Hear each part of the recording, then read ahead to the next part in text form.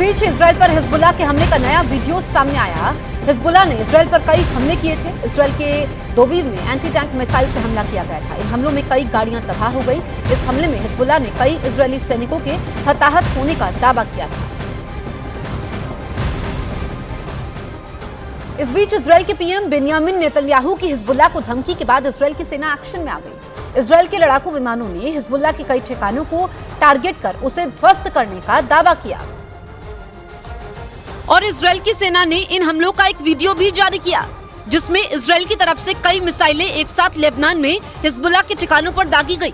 इस बीच हिजबुल्लाह के कई गोदाम और कमांड सेंटर को ध्वस्त किए जाने का दावा किया गया। इजराइल की सेना के मुताबिक हिजबुल्लाह के उन ठिकानों को निशाना बनाया गया जहां से इजराइल की सीमा पर मोर्टार दागे जाते थे। हिजबुल्लाह के ठिकानों पर सिर्फ फाइटर जेट से नहीं बल्कि टैंकों से भी हमलों का दावा किया गया। लेबनान में इजराइल के हमलों की एक और तस्वीर सामने आई, जिसमें मिसाइल से हमलों के बाद आग के गोले उठते नजर आए।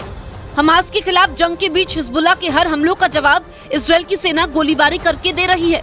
क्योंकि इजराइल के सामने हमास की अल कसाम ब्रिगेड खुलकर उतर आई है। भले ही उसके लड़ाके छिपकर वार कर रहे हैं, लेकिन उन्होंने वीडियो जारी कर दुनिया को बता दिया कि वो जंग के मैदान में इजराइल की फौज को कड़ा जवाब दे रहे हैं, जिससे इजराइल की सेना को काफी नुकसान हुआ। हमास की अल कसाम ब्रिगेड का काम ही इजराइल की सेना को मुंह तोड़ जवाब देना है और इजराइल की सेना के गाजा में घुसते ही उसने अपना काम शुरू कर दिया, जिसकी वजह से गाजा में जमीनी जंग भयंकर हो गई। क्योंकि अल कसाम ब्रिगेड में करीब 25,000 लड़ाके हैं और माना जाता है कि अल कसाम ब्रिगेड के पास खतरनाक हथियारों के अलावा मिसाइलें भी हैं, जिनके दम पर उसके लड़ाके इजराइल की फौज से भिड़ रहे हैं। और इसी वजह से ये दावा किया जा रहा है कि उत्तरी गाजा पर कब्जा करना इजराइल के लिए आसान नहीं होगा।